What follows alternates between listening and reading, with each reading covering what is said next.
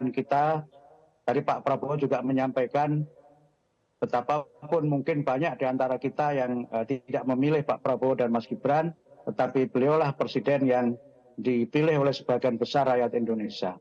Sehingga karena itu maka hal pertama yang harus kita lakukan tentu melihat bahwa proses pemilu sudah selesai dan terpilihnya Pak Prabowo dan Mas Gibran itu merupakan realitas politik yang harus diterima dengan jiwa besar oleh siapapun masyarakat dan bangsa Indonesia ini. Kemudian yang kedua tadi menarik Pak Prabowo menyampaikan beliau menjadi presiden bagi seluruh rakyat Indonesia, baik yang memilih beliau maupun yang tidak memilih beliau. Dan saya kira itu nanti harus diikuti dengan langkah-langkah berikutnya menurut saya.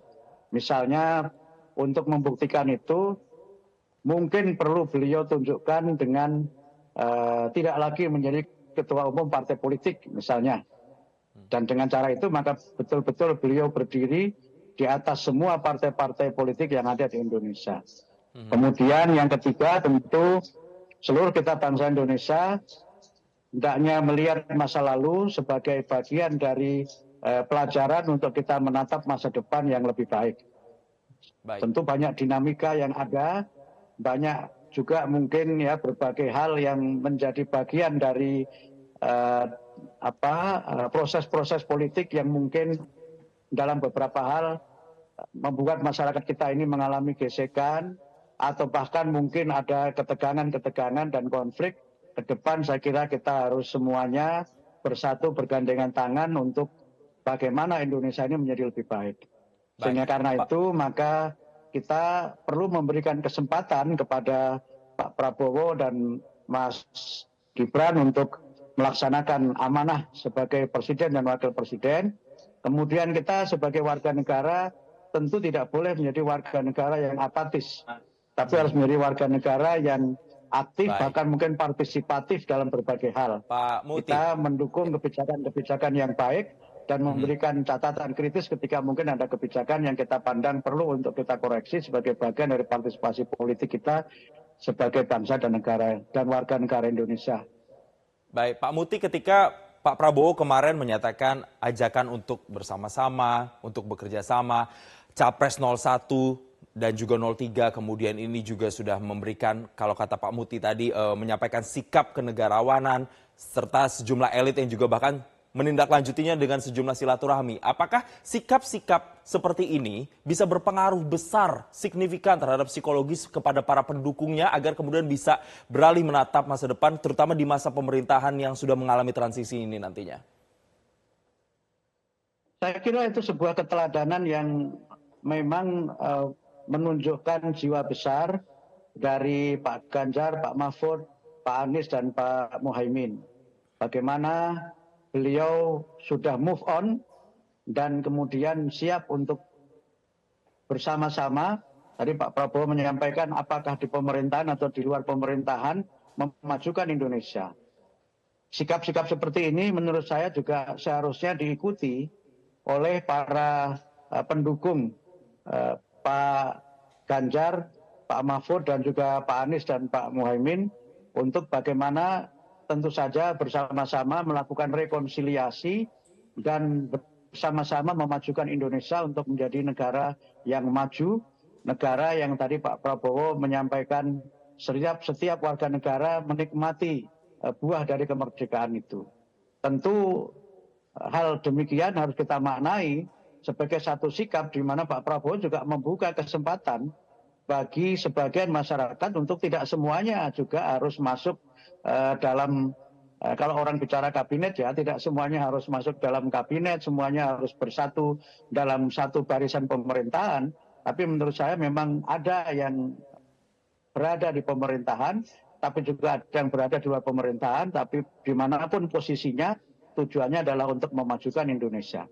Karena itu kalau Pak Anies, Pak Muhaimin, Pak Ganjar, Pak Mahfud sudah move on, maka seharusnya semua kita bangsa Indonesia juga harus move on untuk melihat Indonesia yang lebih baik lagi, Indonesia rumah kita bersama yang damai, dan kita bersatu di tengah perbedaan yang kita miliki. Baik. Pak Mukti, menjelang transisi pemerintahan dari Presiden Joko Widodo ke Prabowo Subianto dan juga Gibran Rakabuming Raka, dalam beberapa wawancara saya mau mengutip pernyataan Anda bahwa Anda mengatakan masyarakat harus loyal dan mendukung pemerintahan yang baru. Kata loyal dan mendukung pemerintahan yang baru ini dalam konteks yang seperti apa, Pak Mukti? Tentu kita harus mendukung pemerintahan yang sah, pemerintahan yang terpilih secara konstitusional, dan pemerintahan yang senantiasa konsisten melaksanakan konstitusi dan perundang-undangan yang berlaku.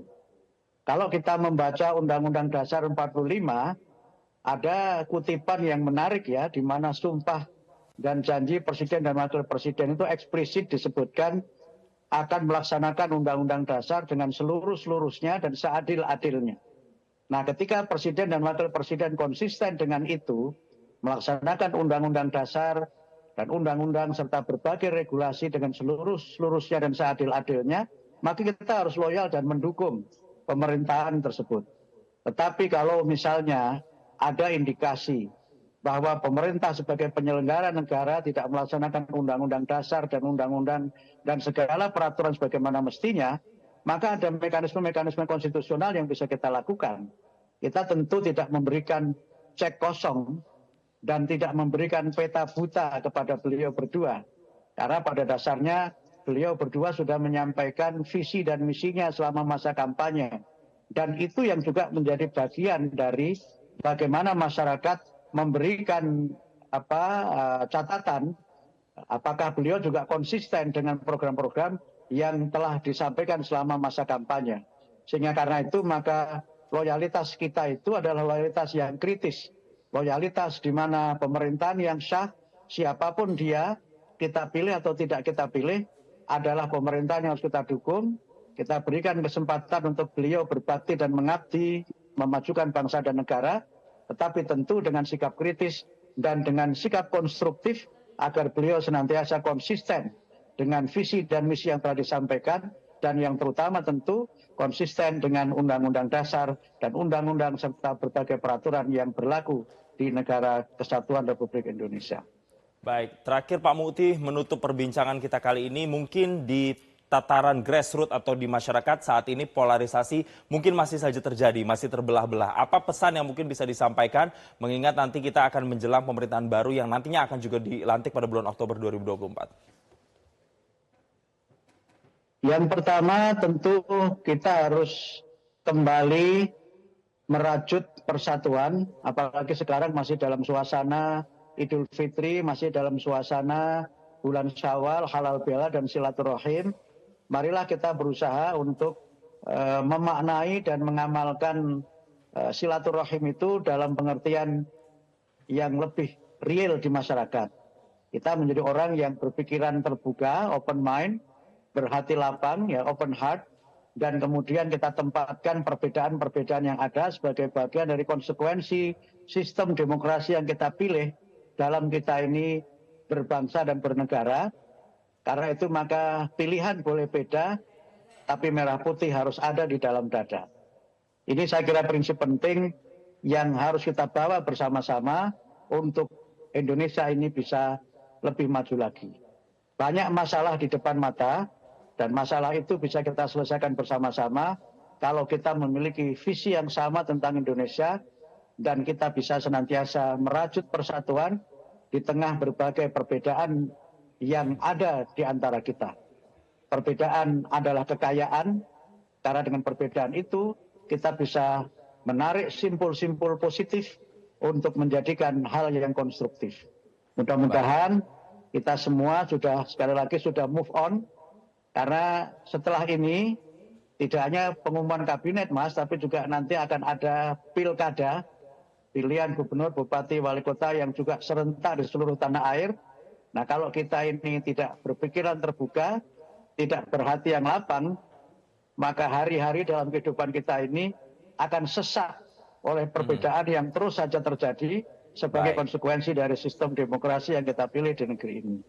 Karena itu sekali lagi, saya mengajak seluruh bangsa Indonesia untuk kembali melihat ke masa depan dan kemudian belajar dari pengalaman masa lalu. Saya bermimpi 5 tahun yang akan datang, presiden dan wakil presiden itu terpilih tidak harus melalui persidangan di Mahkamah Konstitusi.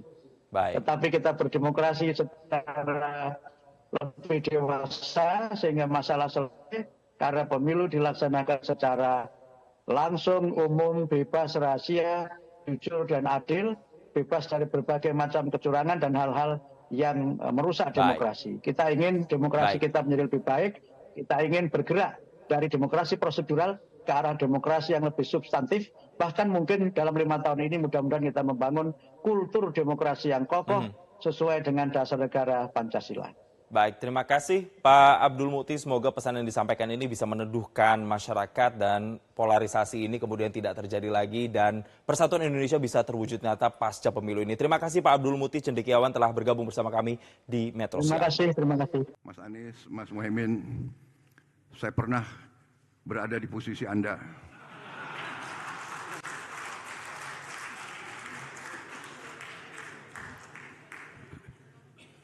Saya tahu senyuman Anda berat sekali itu.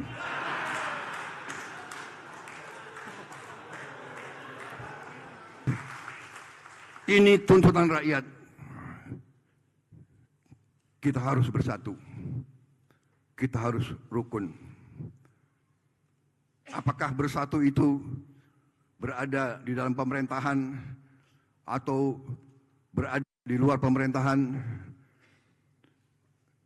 Sama-sama kita berjuang untuk rakyat kita. Sama-sama kita berjuang untuk dengan secepat-cepatnya kita membawa kebaikan, peningkatan untuk rakyat kita. Tidak boleh ada rakyat kita, anak-anak kita yang tertinggal dan tidak menikmati hasil kemerdekaan. Saudara-saudara, itu pandangan saya. Saya ucapkan terima kasih kepada seluruh rakyat Indonesia. Dan saya tegaskan kembali, saya dan saudara Gibran Rakabuming Raka, kita akan menjadi presiden dan wakil presiden. Kita akan bekerja untuk seluruh rakyat Indonesia. Saya akan buktikan bahwa saya akan bekerja berjuang untuk seluruh rakyat Indonesia, termasuk yang tidak memilih saya. Jelajahi cara baru mendapatkan informasi. Download Metro TV Extend sekarang.